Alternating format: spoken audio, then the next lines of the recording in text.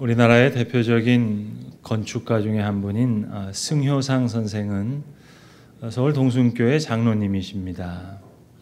그분이 요즘 천착하고 있는 그런 건축학적인 주제는 지문이라는 겁니다. 이 손가락지, 이 지문과 개념을 같이 하는 땅지자 지문입니다. 건축을 할 때 그 땅 터가 가지고 있는 무늬가 있다는 거죠. 그 숨결이 있다는 거죠. 그 뿌리, 그것과 관련된 건축이 되어야 되겠는데, 그래서 성냥갑처럼 아파트를 쭉 쌓다 보니까 이거는 터의 무늬를 무시한 터무니없는 건축이다. 뭐 그런 얘기입니다. 승장로님이 한번 그러시더라고요. 제가 송도에 살고 또 아파트에 사는 걸 아니까 목사님 참 문제라는 거예요. 터무니없는 땅에서 터무니없는 집에 살고 있으니까 이게 참 문제라는 겁니다. 오늘은 어버이 주일입니다. 오늘 우리 삶의 뿌리를 생각해 보는 시간입니다. 삶의 터전, 그 무늬, 그것을 생각해 보는 시간입니다. 그 뿌리가 우리의 가정에 있기 때문입니다. 우리나라의 섬이 한 500여 개 있다고 합니다. 그런데 이 한국의 모든 섬을 가보겠다고 하는 마음을 품고 지금까지 한 300여 개의 섬을 직접 다녀보신 한 분이 그 다양한 섬들에서 만난 어머니들의 이야기만을 쭉 모아서 어머니전이라는 제목의 책을 냈습니다. 그 부제가 더 멋있습니다. 모든 어머니의 이야기는 소설이다. 그렇게 부제를 달았어요. 이 저자가 저 남도의 보길도 출신인데, 옛날 보길도 노인들은 환갑이 지나면 그 옛날 사약 만들 때 썼던 그 초라고 하는 그 약초를 지니고 다녔다고 합니다. 그래서 혼자 밥해 먹을 기력마저 잃게 되면 자식에게 피해 주지 않으려고. 그래서 한 어머니 이야기를 그 책에다가 썼어요. 풍 오고 치매 오고 이제 그런 건 나도 모르는 사이에 오는데 그때 얼른 이걸 먹고 죽어야 자식이 성가시지 않게 된다고. 그 어머니의 얘기를 들으면서 이 저자가 이렇게 글을 썼습니다. 모든 걸 견디며 목숨을 부지하고 살아온 이유도 자식들을 위한 것이었는데, 이제 목숨을 버리는 이유도 오직 하나, 자식을 위해서다. 고로 어머니의 이름은 한없이 따뜻하면서도 또 동시에 한없이 잔혹하다. 그렇게 썼습니다. 그렇습니다, 여러분. 다른 이유 없습니다. 이것이 어머니입니다. 자기는 굶으면서 자식들 먹입니다. 자기는 못 먹여도 괜찮습니다. 그게 어머니이고 그게 어머니이기 때문입니다. C.S. 루이스가 아주 명쾌한 말을 했어요. 모든 인간은 에로스에 의해서 이 세상에 태어나고, 그리고 필로스에 의해서 성숙되고, 아게페 사랑에 의해서 완성된다. 우리는 다 같이 사랑이라고 얘기하지만 사랑의 차원이 다릅니다. 질적으로도 다릅니다. 우리는 어찌 보면 한평생 사랑 속에 살고 또 사랑을 배우며 살합니다. 마지막까지 사랑을 배웁니다. 문제는 어디까지 배웠느냐, 얼마까지 배웠느냐, 거기에 문제가 있다고 생각합니다. 한 아들이 아버지를 생각할 때마다 아버지는 늘 등에서 땀이 났다는 겁니다. 내가 아플 때도, 할머니 돌아가셨을 때도 어머니는 눈에서 눈물을 흘리셨는데 아버지는 울지 않고 등에서 땀 냄새만 났다는 거예요. 커서 알았다는 겁니다. 힘들고 슬픈 일이 있어도 아버지는 속으로 운다는 사실을, 그 속 울음이 아버지의 등에 땀인 것을, 그 땀 냄새가 다른 게 아니라 아버지의 속 울음이었다는 것을 이제 알겠다. 그러니 여러분, 평생 배우는 거죠. 아버지가 늘 묵뚝뚝하고 가족들에게 그 따뜻하게 대할 줄 모르는 분이라고 생각했다가 이제 나이가 다 들어서 아들이 다시 하는 말입니다. 고무판 갈아주랴, 기름칠 쳐주랴. 아버지는 기계의 마음을 잘 안다는 거예요. 아버지가 기계를 잘 쓰다듬어주면 콧노래 부르듯이 잘 돌아가는 기계, 그 심장 뛰는 소리 같은 그 엔진 소리, 기계처럼 순한 게 없지. 아버지의 말을 다 잘 듣는데 기계의 솜소리로 가득 찬 그 공장 속에서 아버지는 기계와 함께 기계를 달리며 아주 행복하게 잘 사셨는데 오히려 아들 된 자기는 기계처럼 그렇게 순하게 살지 못했다고 이제 오히려 자기의 과오를 돌아보고 있습니다. 한평생 배우는 겁니다. 그 정호승이라고 하는 유명한 시인이 아버지의 나이라고 하는 유명한 시를 쓰죠. 시인이 이제 예전 아버지의 나이가 됐습니다. 그리고 돌아보니까 아버지 생각이 새록새록 나요. 그러면서 아버지의 나이라는 시를 썼어요. 그러면서 하는 말이 이제 아버지 나이가 되고 보니까 왜 아버지가 해질 무렵에 강가에 지게를 내려놓고 종아리 싣고는 돌아오셔서 그저 호승아 하고 내 이름 한번 불러보셨는지 이제 알게 되었다 하는 그런 이야기입니다. 그러니까 한평생 아들은 아버지에 대해서 배워나갑니다. 한자 한문을 들여다보면 그 아들 자자가요. 어머니의 자궁 속에 이렇게 거꾸로 움트리고 있는 머리를 아래로 하고 있는 그 아들과 탯줄을 그려놓은 글이라고 합니다. 부모라고 하는 한자도 이 아비부자도 사냥 도구를 가지고 사냥터로 또 땅을 일구러 나가기 위한 그 아버지의 모습이라 그래요. 어미 못자는 아이를 품에 안고 젖을 주는 그 어머니의 모습이라고 합니다. 우리가 부친, 모친 하잖아요. 그때 이 친할 친자, 그 친자가 여러분 이 설립자에다가 나무목을 밑에다 쓰고 그 옆에 볼견자를 쓰잖아요. 그러니까 나무 옆에 서서 멀리 일 갔다 돌아오는 그 아들을 바라보는 그 그림이라는 겁니다. 동구박 나무 앞에 서서 이제 멀리 나갔던 아들을 계속 기다립니다. 그래서 여러분 노인 노자가 그게 지팡이를 이렇게 쥐고 있는 그저 구부정하게 지팡이를 짚고 있는 그 노인의 모습이라는 겁니다. 효자는요, 바로 그 노인을 아들이 이제 그 기다리고 있는 노인을 등에 업고 지게에 메고 돌아오는 그 모습, 그것이 바로 효라는 겁니다. 따라서 온전한 사랑에 대한 온전한 응답, 아무런 질투가 없는 사랑에 대한 질투 없는 응답, 그것이 효입니다. 여러분 사실 세상에는 악한 부모도 있어요. 악한 부모 있는 게 사실입니다. 그러나 우리는 그분들을 통해 이 세상에 왔어요. 나의 있음은 그분들의 계심을 통해서 가능했습니다. 따라서 싫든 좋든 우리의 뿌리가 거기에 있어요. 우리는 가집니다. 그래서 싫든 좋든 부모는 나와 세상을 이어줬던 징검다리였고 위로는 하나님과 우리를 이어주는 그런 징검다리입니다. 그래서 아무리 악한 부모라 하더라도 어머니의 소원만큼은 선한 겁니다. 아버지의 그 바램만큼은 의로운 겁니다. 공부해라 공부해라 그 잔소리 같지만 알고 보면 거기에는 긴 이야기가 숨겨져 있습니다. 내가 그저 제때 공부 못해서 이렇게 늘 답답할 때가 많다. 고로 너는 공부해라. 구구절절 다 이야기할 수 없지만 비록 듣기 싫은 말일 수도 있지만 그 속에는 사실 간절한 소원과 사랑이 담겨져 있습니다.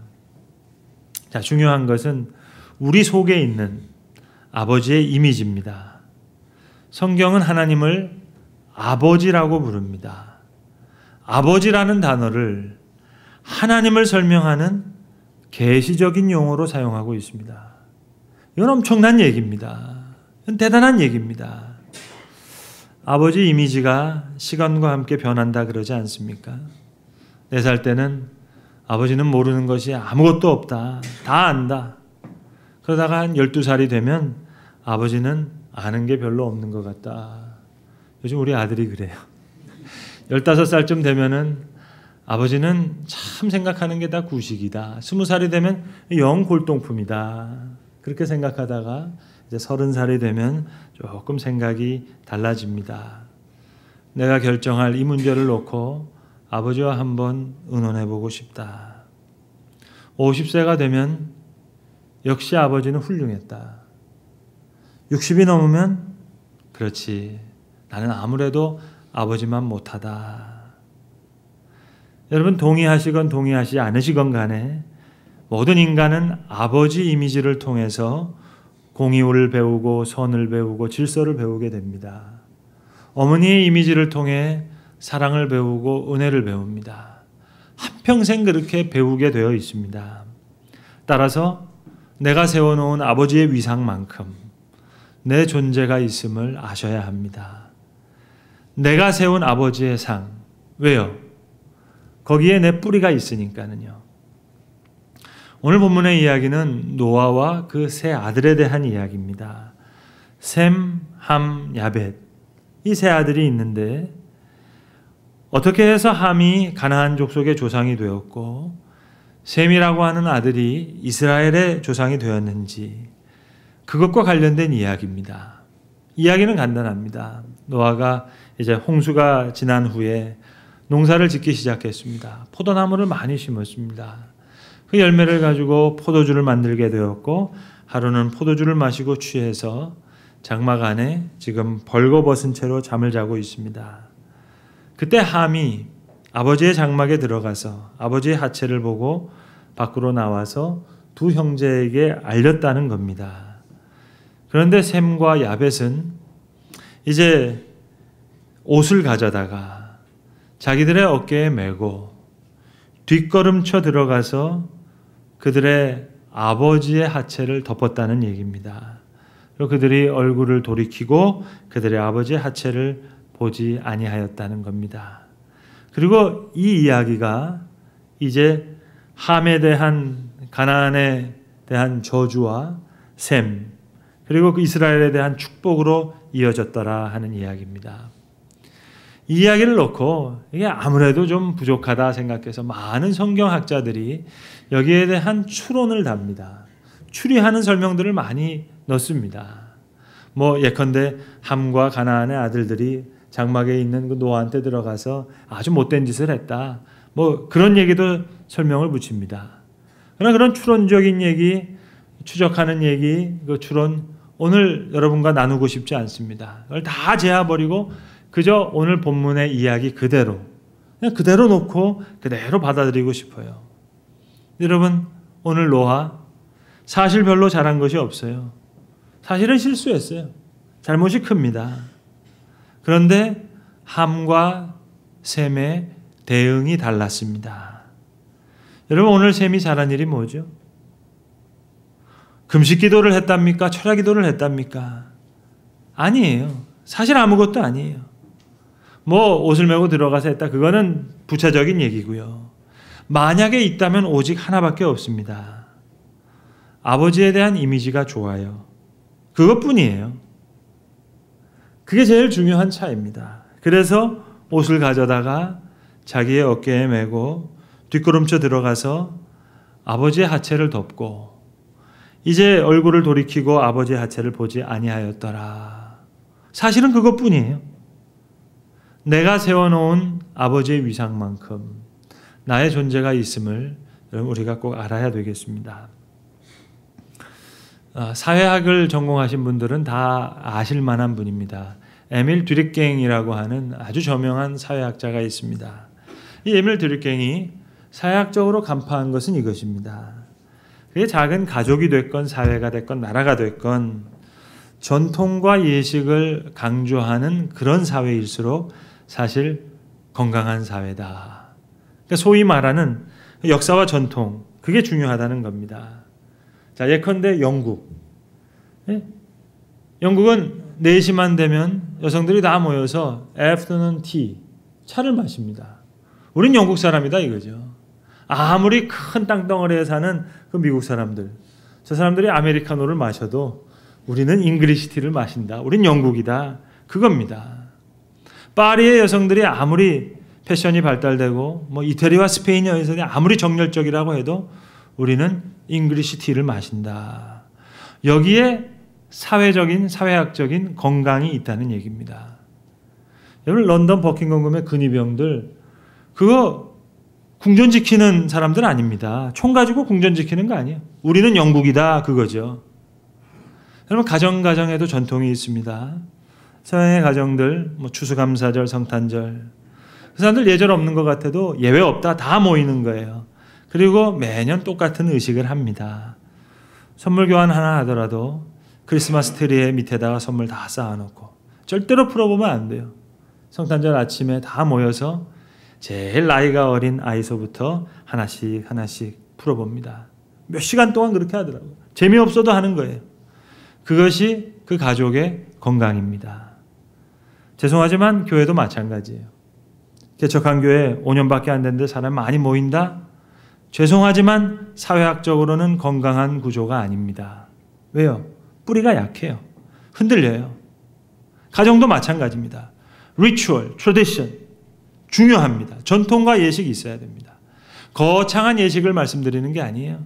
소박하더라도 그 우리의 터전, 거기에 대한 그 무늬, 뿌리가 있어야 됩니다. 아무리 못난 부모라도 내 뿌리가 거기 있어요. 뿌리 없이 가지는 자랄 수가 없어요.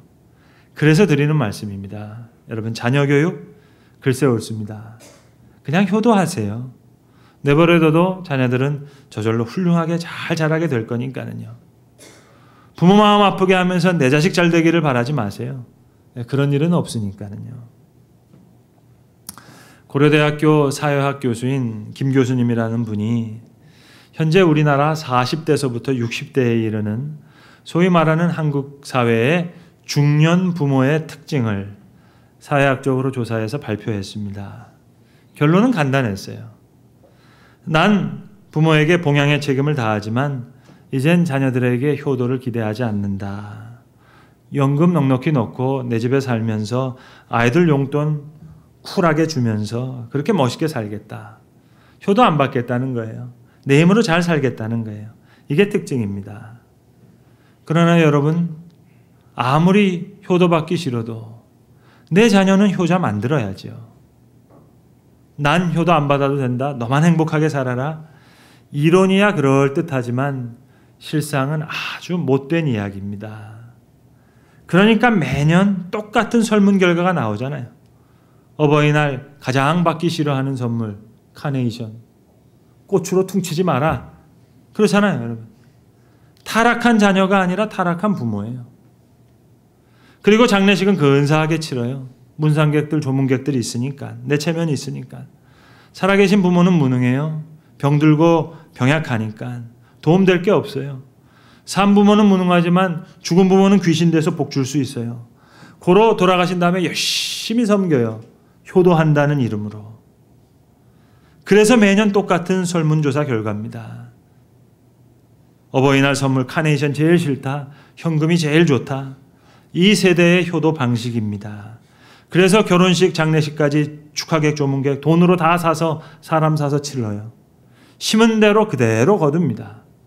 가정이건 교회건 나라건 그런 구조로는 안 됩니다. 효는 문화유산이 아니에요.